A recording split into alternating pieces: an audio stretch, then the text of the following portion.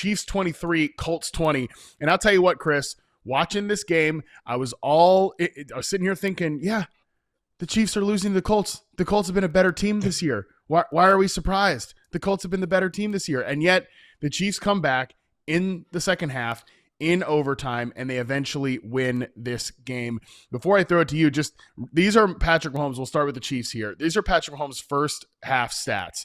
3.43 adjusted yards per attempt, 14 completions on 21 passes, 117 yards. In the second half and overtime, 9.4 adjusted yards per attempt, 15 of 25 for 235, and no turnovers in the second half and overtime. So it really was a tale of two halves in terms of the Chiefs passing game.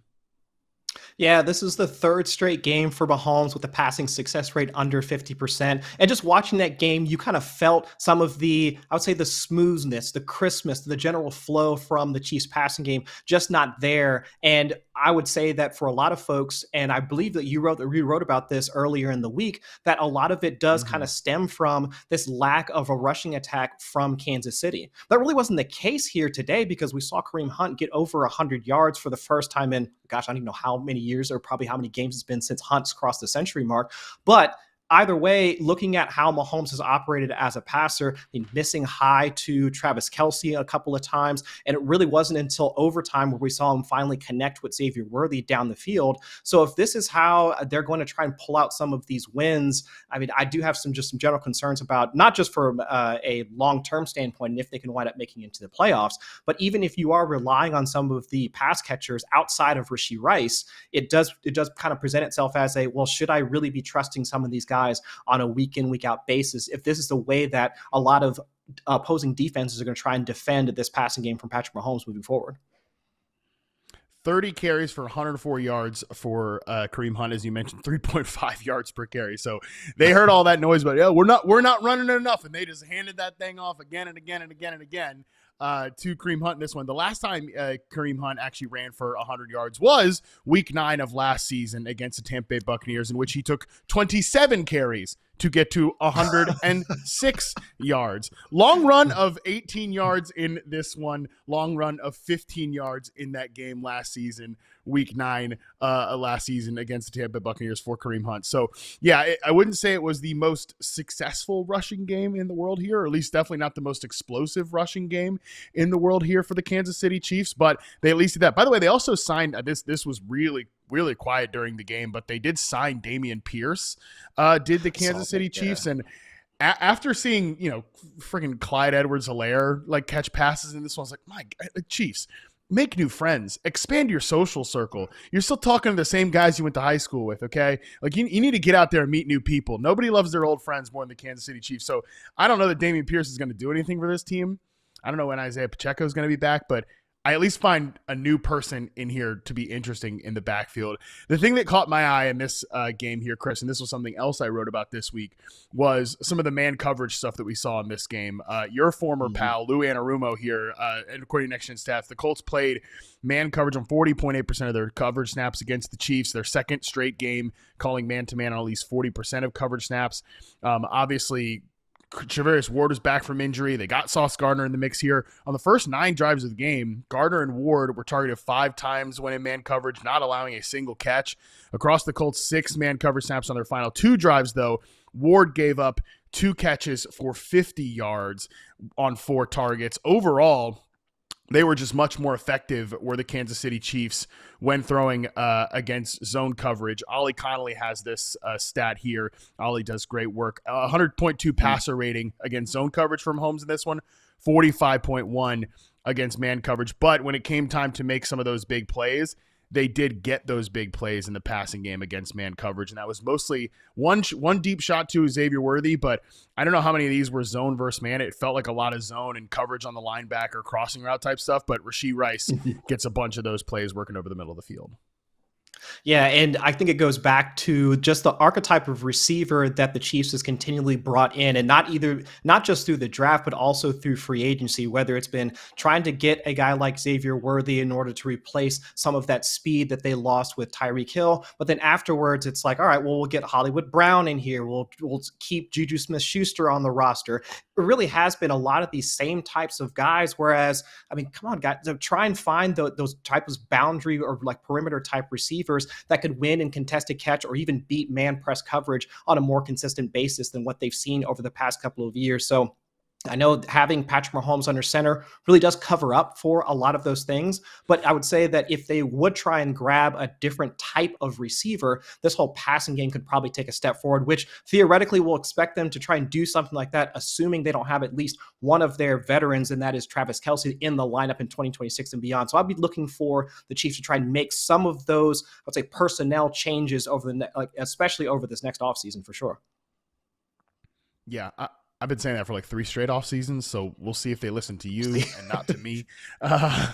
We'll see how that goes this offseason. But for the rest of this season, Chris, New York Times, their playoff predictor, now has the Chiefs at a 64% chance to make the NFL postseason. So this win was big for them. If they had lost this game, it would have been pretty dicey. Now, again, they are about, like I said, 64% chance and to make this postseason, 13% chance to win the division. So that's probably unlikely. They're probably looking at that like 6th, 7th, or 5th seed here. Do you feel any better about the Chiefs today than you did before this week, or was this kind of what you were expecting in this game?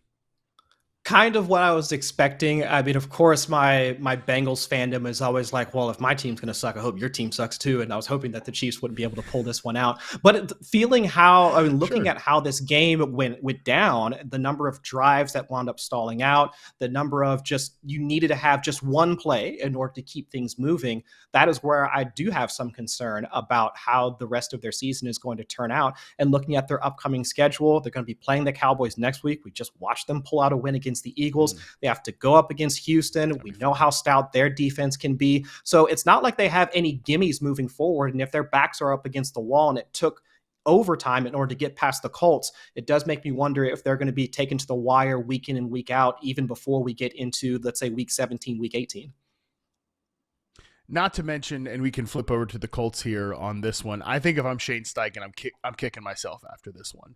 I think he got a little bit too conservative with some of those punting decisions in this game. I know that Daniel Jones, you're scared of the negative plays, you're scared of the turnovers, and he was once again a bit of a problem under pressure here. The Chiefs pressured Jones on 41% of his dropbacks were next gen stats, 51% above Jones's season average. 5.1% above Jones's season average. Completed just 6 of 13 passes for 47 yards.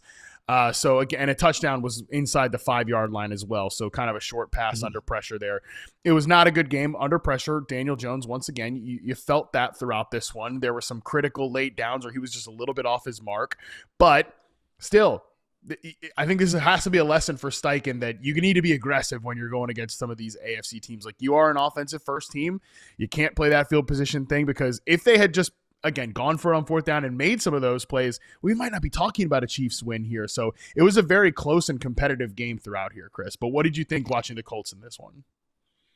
It felt like over the bye week, there was either not necessarily coming from Steichen to Daniel Jones, but maybe Jones was in his head in terms of not trying to create mistakes, not trying to turn the ball over, and essentially put the team in the same types of situation he had over the couple of weeks or 2-3 weeks before heading into their bye. I mean, just 3 air yards per attempt on obvious passing situations from Daniel Jones. I mean, it's the lowest of the season. And even when he was put into some of those like obvious passing situations, I mean, again, to your point, I mean, one of the highest pressure rates like so far, but didn't turn the ball over, but he still wasn't aggressive enough to keep those drives alive. So it was kind of the overcompensation, I think, from a lot of the sacks, fumbles, and interceptions for the previous few weeks. So it's like the overcompensation leads to some of those, I would say, the lack of production or the lack of ability to create those plays that are necessary to move the chains, where we didn't see any of that from Patrick Mahomes, because he knows that he needs to be aggressive in order to keep the game moving in their direction. So it's almost that opposite effect of, well, I know I'm going to have to take those chances to keep the offense moving, where Daniel Jones just wasn't taking them. So my hope is that after this week, kind of to your point, Shane Steichen kind of tries to keep them in that mode, trying to keep the foot on the gas so that keeps some level of confidence in Daniel Jones so they don't wind up in those situations moving forward. But I think overall, I'm at least a little bit more encouraged just from where Jones was at, but you just hope that the next week they continue to try and maybe push their foot a little bit more on the gas pedal so that that's more of that continuity in the offense, more of that passing production, and of course, more rushing lanes for Jonathan Taylor, because 0.64 adjusted yards before contact for Taylor, second fewest of the season. So all of it kind of plays in sync with each other. So if there's nothing going on with the passing game, of course, this is how you get the type of production or the lack of production from a guy like Jonathan Taylor. Yeah, I mean, we are noticing that Jonathan Taylor had a bit of a dud game here, very much a dud game here, right after Boone on the preview show called him the potential biggest sell high at the deadline. Like, was he going to disappoint in the second half of the season? I was like, damn, dude, that's a hot take. I don't know if I'm there with you, but you know what? Maybe Boone was right. 16 carries for 58 yards for Jonathan Taylor in this one, as you mentioned. Not a ton of rushing room here, so we'll monitor that as the Colts continue to face some of these tougher defensive fronts in the second half of the season. I think we should also continue to monitor these wide receivers here and the pass catchers overall, Chris, because I think people have questions about Alec Pierce, a 2-target dud in this one, just 1 catch for 26 yards. And, this was after 2 weeks worth of every big fantasy account being like, is there a new wide receiver 1 in the Colts passing game with, showing Alec Pierce's latest stats versus Michael Pittman's. I think what we need to reconcile with this Colts receiving core is that there's probably not a number 1 here. And while I think this is I've said this is the actual everybody eats offense where everybody's kind of maximized in their correct role. Everybody can have a big game, but it does kind of depend on what type of defense you're facing. And Alec Pierce, he typically feasts on these single high teams where there's room on the outside as that pure perimeter X receiver. Whereas you see these teams that have weaker coverage linebackers and play 2 high safeties like the Colts do. This is when you get an 8-target game. I know nobody did anything from a production standpoint, but this is where you get an 8-target game for Michael Pittman. This is where you get a 6-target game for Josh Downs, and the football goes away from Alec Pierce. So we'll be focusing more on that, I think, in the playoff matchups when you're trying to decide which of these Colts wide receivers you want to play. I think we can look at some of the coverage data and try to find those clues out going forward. Yeah, I wouldn't look at this offense too much differently than how we look at the Chargers offense, where you have a number of pass catchers, whether it's the tight end that gets involved because they've got Oronde Gadsden, or you have some of these wide receivers that are attached to it that can play at each level of the field, whether it's Lad McConkey working across the middle of the field, Quentin Johnston downfield. You can map some of those same roles to a lot of the guys that are part of the Colts roster, except for, of course, the Colts don't have Justin Herbert throwing them the ball. They've got Daniel Jones. So for how quickly and how often the Colts were having to deal with pressure and how Daniel Jones how often he was also having to deal with pressure, this is where you get the games where it's the short area or intermediate guys getting some more of the looks versus in other games where they start to figure things out and Jones wants to press the ball farther downfield. Then you might get some of those opportunities going back to Alec Pierce. So it might just be, again, the way that this game was set up, going up against Steve Spagnuolo, you're probably going to have to limit some of those expectations for some of those pass catchers that fit into Pierce's archetype. But moving forward, I wouldn't expect that to be the case. I think they'll figure things out. It's just, again, a bad matchup for the Colts offense as a whole. Patriots 26, Bengals 20. We'll spare you first. We'll put the Bengals, although I guess it's not because we talk about Bengals defense, but we'll put the Bengals aside here for a second, the offense. Let's talk about the Patriots. I think the biggest takeaway from a fantasy standpoint in this one is that TreVeyon Henderson remained the lead back despite Ramondre Stevenson returning to the field. TreVeyon Henderson was on the field for 64% of the team's snaps. He led the team with 72% of the running back rushes and running back touches, 81 yards from scrimmage for TreVeyon Henderson in this one. I know it wasn't the monster fantasy game that you probably wanted, but if you are starting TreVeyon Henderson every single week, which I do think he's an every week starter at this point, good to see this game from the rookie. Yeah, if you just look at the box score, because there were points in the game where, I mean, Mike Vrabel was trying to let other running backs touch the ball once they got into scoring position, and it just wasn't working out. Our buddy Ben Solak, he tweeted out, and I had to watch this live where I'm just like screaming for the Bengals defense to get a stop, where you have Ramondre Stevenson for a 0-yard run where they're at 4th and goal at the Cincinnati's 1-yard line. There's a penalty. They move back. They get back to the 1-yard line again. Terrell Jennings comes in for a carry. Kayshon Boutte doesn't catch a pass. Diggs misses a pass, and then they wind up not getting anything. It's a 6-7 play sequence from the one where pretty much everybody but Travion Henderson gets involved, and they walk away with no scores. So from an opportunity standpoint, it does concern me that there was at least some general push to get Stevenson, Jennings, some of those other guys involved. But you can see from a result standpoint, it really was Henderson that was the more efficient. Henderson was the more, had the higher utility across the entire offense, like from a running back standpoint. So the hope would be that he continues to maintain this level of work. And then, of course, once they get into the red zone, I mean, he does have like the higher snap rate because, again, looking at how the other two performed, I would assume Vrabel tries to get Henderson a bit more involved in that area of the field, because that's really the only area that really we saw him take a step back versus anywhere else. The other Patriots takeaway I noted was that Stephon Diggs was back to a rotational role, and I'll put my hand up here. I got this one wrong. I thought that now that we saw Diggs last week, 89% route participation, season high, I thought that we'd see him stick as the team's top pass catcher. That did not happen. Dipped back down to 54% route participation this week as New England picked on the Bengals with their tight ends, which, I mean, everybody should and does. 3.97 yards per route run for Hunter Henry, 2.6 yards per route run for Austin Hooper in this one. Demario Douglas, the team's top slot receiver, he had 3.7 yards per route. Kayshon Boutte was back, ran the most routes on the team, 0.45 yards per route run. So not the game that I expected to see from Stephon Diggs, who did move around the formation, just wasn't on the field a ton.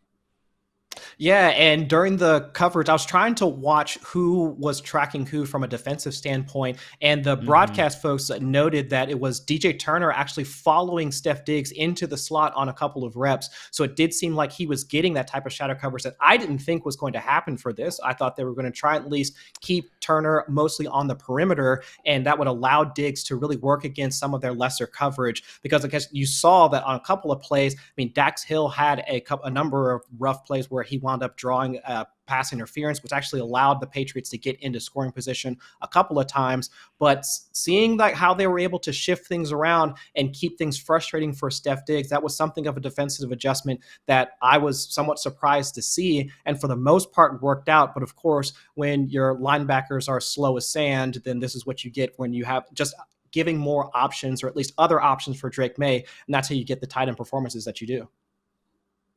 Yeah, Turner is awesome, man.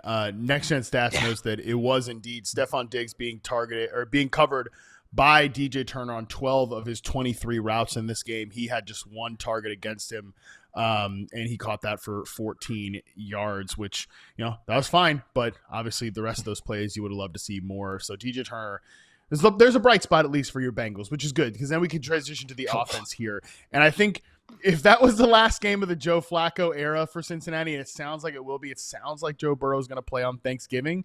It does kind of end in an unfortunate whimper here. It also ends with T. Higgins getting a pretty gnarly looking concussion, which you would imagine will keep him out for Thursday as well. But at least Chase Brown has the best rushing day versus the Patriots that we've seen all season with over 100 yards on the ground. So there's your silver lining, Chris.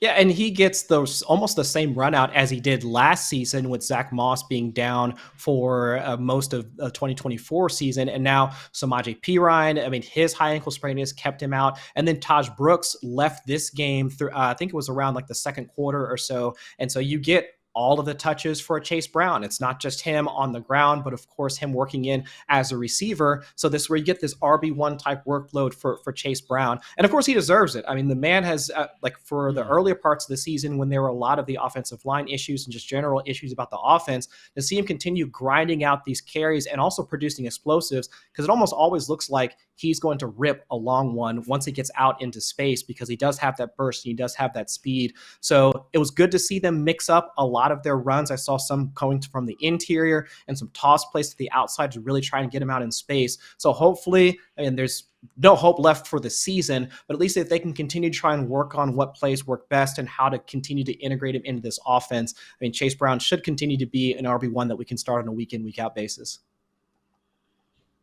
We'll get Jamar Chase back again on Thanksgiving, but we likely won't have T. Higgins, so that is what we'll see from the Cincinnati Bengals offense. All right, that does it for the games that we care most about. Now let's get into the games that we sort of care about here, starting with Jacksonville Jaguars 27, Cardinals 24. We had another overtime one here in a wild and weird game, which of course would happen when these two teams meet up. Let's talk about Jacksonville here. 3 touchdowns, 3 interceptions for Trevor Lawrence. So you love the balance. Yeah. 3 sacks taken too. So 3-3-3 for old Trevor there. You got to love it, I guess. And Chris, this is actually one of the rare teams where, you know, we're not totally dialed in on, okay, who's playing where, who's lining up, who's running this many routes. Because for the most part, we know who these teams are at this point of the season. The Jaguars are the rare exception because they've had so much change. Let's start in the backfield, where I was excited. Many people were excited about what Bashal Tutin could do in this game after running out as the lead back in the first half of last week's game. Well, it was Travis Etienne clearly back in the saddle as the running back 1 for this team. He touched the ball 18 times to 7 for Tutin, 1 for LaQuint Allen. 69% of the touches went to Travis Etienne. He had 116 yards from scrimmage here. So Etienne is definitely – and look, I've said I'm not trying to fade Etienne. I just think Bashal Tutin's interesting. And Etienne continues to have that number 1 job kind of held down here in Jacksonville. And I really don't think he's done anything to lose it. Do you? No, because I think it was on the first drive he ripped off, I think, at least one run of 20 to 30 yards. And of course, it winds up getting into the end zone as a receiver, not on that drive, but later on in the game. And it's those chunk runs mixed in with also the down-to-down efficiency where you can grind out 3, 4, 5 yards like when needed, that I would assume it's going to keep him in that number 1 spot and keeping Tutin as the RB2. But I was with you as well, where if you also have a running back that has the level of explosivity that Tutin has been able to show, I mean, shoot, I remember when the Jaguars played against my Bengals back in, what was that, week 2, week 3, and it was Tutin shaking guys out of their cleats for a receiving touchdown. I mean, that if you have that level of skill set and you also want to try and take some pressure off of Trevor Lawrence, I mean, looking at his interceptions, they probably definitely want to do that. You would try and incorporate him into your offense as much as possible. So this level of split, I was not thinking this was going to be their approach, just given I'd say the level of efficiency and also the complementary football that we've seen between Etienne and Tutin. I thought they were going to try and stick with that. In the passing game, we had Jacoby Myers and Parker Washington having very similar days. They both run 32 routes. One was targeted 6 times. That was Myers. 7 for Parker Washington. 4 catches, 5 catches. They both get in the end zone. Again, they both run 32 routes on the day. They had 27.5% of their snaps in the slot. So it's just funny, like very identical days for these two guys. But I think that shows you in the right matchups, I think both can be fantasy flex plays. Meanwhile, Brenton Strange came back and was immediately useful for this team, led the team with 93 receiving yards, ran a route on 71% of the dropback. So if you're looking for a tight end 1, if you've had some trouble at that spot and he didn't get picked up in the waiver run this week, he's definitely somebody I think that can be an answer at that spot. Yeah, I 100% agree on that. And I can almost see the vision of what Liam Cohen wants this offense to look like, assuming you get Brian Thomas Jr. back healthy at some point this season. It's like you have these 2 guys in Myers and Washington that can work on these short and intermediate crossers and try and replicate some of what Travis Hunter was doing once he started to blossom as the wide receiver we expected out of him. But now you've got Brenton Strange back who can work down the seam. And then Brian Thomas, if he can also work on the perimeter on some of those outbreaking concepts that we started to see him get rolling on in this like week 7, 8 or so. I mean, that's where we can really start to see this entire passing game start to work together. But it's now with the injury to Hunter, injuries to Thomas, it's all come in parts and pieces. And of course, now you can see how it's impacting Trevor Lawrence and him not being able to get on the same script as any of them. So now hopefully I'd say like Liam Cohen, I think the vision is there, and I think some of the parts and pieces are there. Just hopefully it all comes together before the end of the season. I wonder how much Liam Cohen wants Trevor Lawrence to be one of those parts, but I think that's more of an off-season discussion. And with that contract, it might be kind of out of his hands, but we'll see. Again, that's more of an off-season discussion because Trevor Lawrence is not going anywhere right now. We got a lot more games to talk about here. We got to finish this one as well. Cardinals, another fire show from them. Nothing from this mishmash of running backs. We might get Trey Benson back next week. That would be, I think, a reprieve. I think I've seen about enough of the Bam Knight, Michael Carter backfield, conundrum. But Jacoby Brissett, 317 passing yards, took 6 sacks, the classic Jacoby Brissett line here.